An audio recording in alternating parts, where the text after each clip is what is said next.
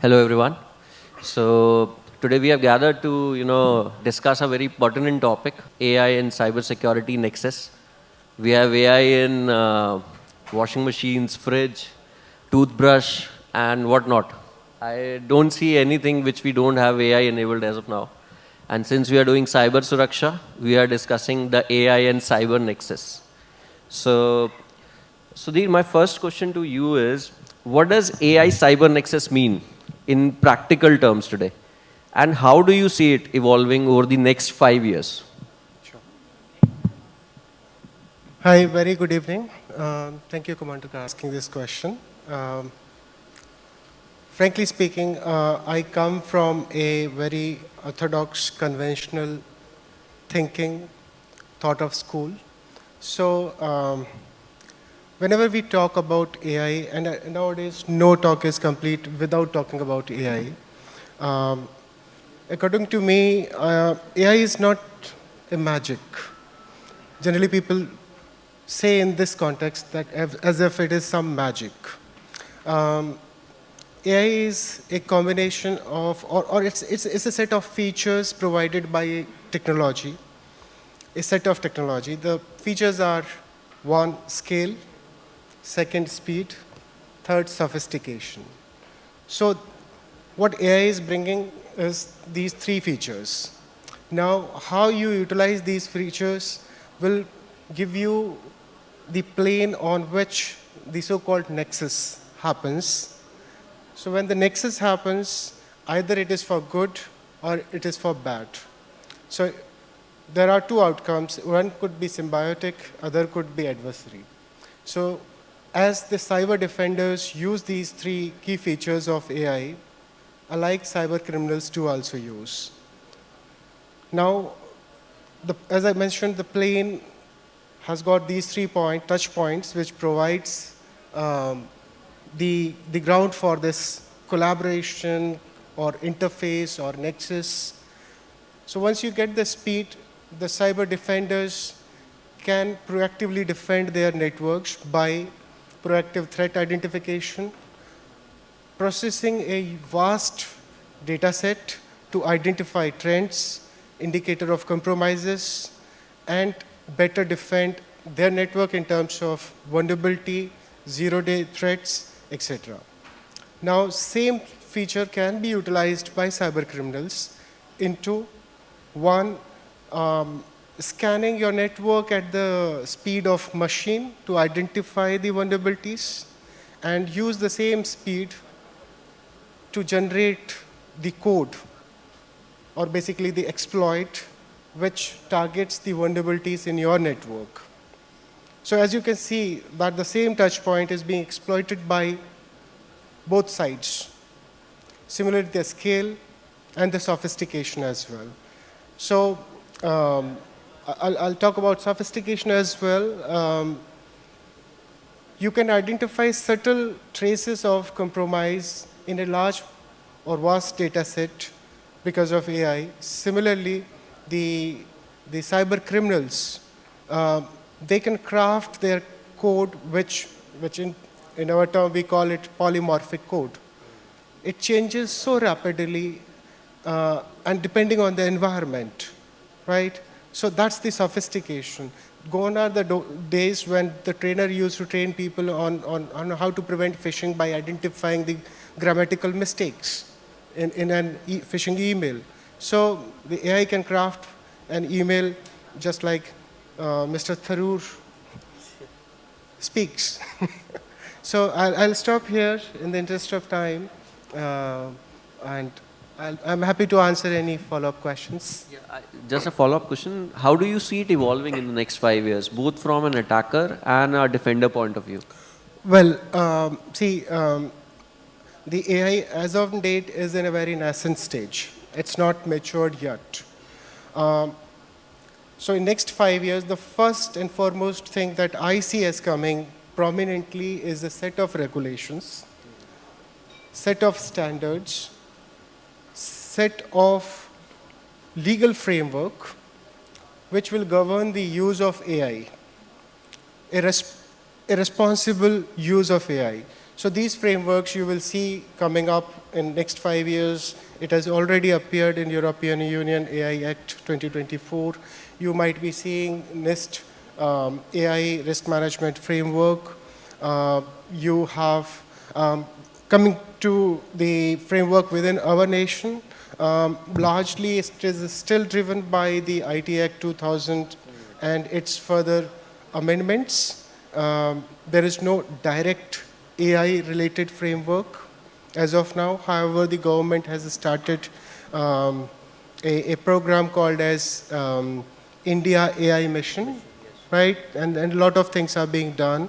The quasi-government bodies like CERTIN and a few others have issued directives, guidelines. So you will see a proliferation of global, national, industry frameworks. That's one thing.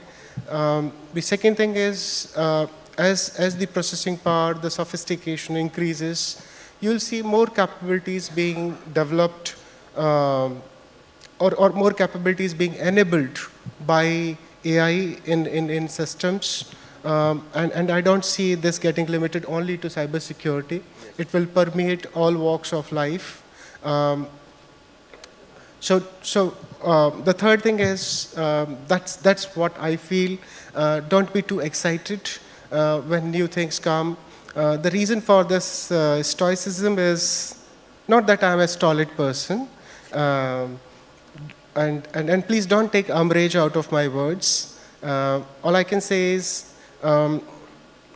every technology comes with a lot of promises, right? It remains. Then a new technology comes with some more promises. When I started my career, the Trend Micro antivirus deployed on the machines was a game changer, and it was a promise like it will change everything, 100% protection. It's 20 years since then. I have seen throughout my journey, the EDRs, XDDRs, someone coming up and saying that, look, I'll provide you a browser which can work as a firewall as well. So don't be too excited. It's a journey. As technology evolves, the environment changes, and everything has got two sides. So artificial intelligence can be weaponized.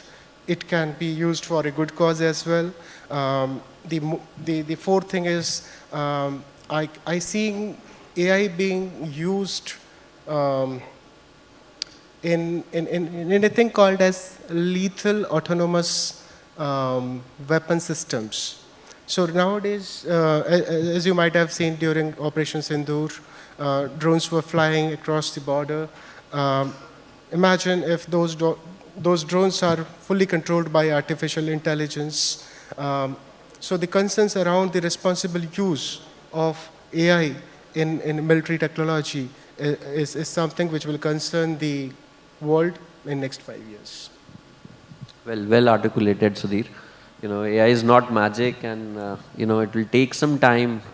Will we fully realize the capabilities and the promises? We'll realize whether it is keeping up the promises that it has made till now. Okay, so my next question is to you, Dheeraj. What do you think are the biggest risks organization face when using AI without security controls? Hi, good evening, everyone. And it's given me immense pleasure to be part of such a esteemed panelist and such a great audience. And hope you are all having lunch and there are no any AI role in your making your lunch. Do you know, everywhere just people talk about the risk and risk. In terms of the AI, in terms of the cybersecurity, it's not only pertain to an organization risk. We should start, I'm just starting with society and social life risk. I'm just sharing with you a real example. Yesterday I used a cab. Cab driver asked me, sir, what will be your mode of payment? Mode of payment is a UPI or cash? I just share with him, yeah, I will just pay with a UPI. After some time, I'm just asking a question. Why you just ask this question? You paid a UPI. Well, sir, I don't know, sir. What happened in AI? Yesterday, one person just called me. And voice is just similar like my sister. And she called me, I'm in a hospital, just transfer on the 50,000 rupees. Then again I ask, then what happened? So I'm just asking him, requesting him, okay, no issue, I will transfer you. Allow me 2 minutes because I don't know in the same time calling and transfer the amount. I'm just calling back to my brother-in-law. As he told me, no, yeah, no issue, it's a complete defect. So in that case, we can understand how people just only talk about the AI. If you talk about the organization risk, so definitely in the current world, artillery is the same. I think most of my defense persons understand artillery is the same for offensive and defensive both. For offensive, just you can search what is the best way to attack on AI, like a chat GPT and another AI. For defensive, the security person just search on the chat GPT, what's the best way to defense our network. Means artillery is the same. Only thing is different, your training, your experience, and other things. If you talk about the organization risk, so definitely it's a major risk, like data manipulation, data breach, right? So because most of the senior resource, like a CFO, another person, they're very happy to use the chat GPT. They're just asking the security person, the CISO, yeah, allow me chat GPT, why it's a stop in the organization. Even they don't know what data they're just uploading on the internet, right? And how chat GPT work, how other AI work, even you don't know. But they're just requesting, allow me all the AI tools in the organization. So this is the risk, right? Where is awareness is not available, then there is a risk. So in organization, data privacy, data manipulation, obviously a regulatory penalty after the DPDP Act will come to implementation in the organization. Obviously data privacy is again risk, penalty is again risk. But at the same time, we should think about how to protect your organization. If you just want to protect your organization, in that case, training, awareness, and framework of your security. Your security not only mention your framework is not only like a book binding, like only make the policy and not implementation. It should be a practice. So in organization, risk and protection can be only with your practice, not by only highlighted the risk. Thank you. Well said, Dinesh. We are not realizing the risk that it brings to the organization. My next question is to you, Anwaya Gupta ji. What are some real-world examples where AI has improved your operations in your organization? Well, thank you. I hope I am audible. Yeah, thank you, and thanks Veloxx for organizing this type of workshops. These are very important in understanding our day-to-day use cases. Before I really speak on this issue, there's a disclaimer that whatever I am speaking is basically as my core sort of ideas and thoughts. It's not endorsed by my organization as such. Anyway, coming back to the question, so use cases of AI, how I am improving with AI, and I believe most of the organization today is using some way or other some AI-based tools, possibly in their operational aspect, in their analytics, to get certain benefits and improve. And I would rather try to highlight this from Grid India perspective. We are the independent system operator, and I'll highlight this in two separate verticals. One, which I lead as a CISO, is a cybersecurity vertical, how we are basically taking advantage of AI, implementing AI tools for that. And second part, obviously, from the operational perspective, how we are improving operation analytics and obviously the overall grid stability and resilience. So far as the very typical use cases of AI as a security practitioner are, as you all know, implementation of tools like UBA, NBAD, where we do behavior analysis. Basically, where we, for each user, we try to create a pattern, posture themselves, try to understand how they behave, and try to find out what are the deviation from their typical behavior, and alert my security team generate certain automated response to possibly take immediate remedial measures against that. Similar with the network behavior, but honestly, this journey itself is quite a tedious one. You need to continuously tune things. There are a lot of false positive, because ultimately a AI-based tool give you that much of accuracy as much as you train it. So as much of data you put inside, as much of information it can churn. Depending on that, it gives you certain results. But honestly, the maturity of cybersecurity implementation, especially in power sector, and more to that too with the OT environments, is till date is not that much that I have plenty of data or use cases which I can feed in, and so that the AI gives accurate result. But obviously, these are things which have been implemented and are being in process. Secondly, obviously, from the perspective of malware analysis, and more importantly, we are now in an R&D phase with institutions like IIT Bhubaneswar, and recently we have launched another program with IIT Kanpur also, where basically what we are trying to do is analyzing our risks posture. So basically, there are typical few things in silo which we do. So, say we do a VAPT, understand our vulnerabilities. We do a asset listing and classification of asset based on CIA, possibility to understand the sort of value of that asset. But mapping this, all those things, the vulnerability with the CIA of the asset, then possibly the inherent risk, the controls which I want to put, and then on a day-to-day operation, how the asset is behaving, what are the typical traffic it is being generated, and then using a AI-based analytics to understand whether the risk, associated risk is migrating from a low risk to a high risk, or a high risk to a moderate risk, how it is behaving in a dynamic scenario. That is very important, and AI can be a very good tool, or it can be utilized in a very different way altogether for doing this. So we are doing certain pilot project on that. So these are few things on cybersecurity. Due to paucity of time, I cannot explain all. From grid operation perspective, obviously forecasting is one of the major thing where a lot of AI-based tools are being implemented, and there are a lot of success story in that, especially when we are having so much penetration of renewables, so much variance in the grid generation. Compiling the weather data, analyzing how my solar or wind generation pattern will vary, how it will vary with the load, with the weather, all those things, and how really I can prepare myself with the base load stations, etc.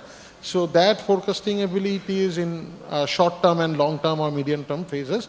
AI gives a very good, unique results on that. So these are few use cases which I can just tell you. There are a lot of R&D going on, in fact, with various other technologies also. Great, great, Anwaya. It was, nice to understand how you're utilizing or leveraging AI to, become more cyber resilient. Just a follow-up question with you, Dinesh. How can one leverage AI to prevent attacks before they happen? In the interest of time, if you can keep it a little brief.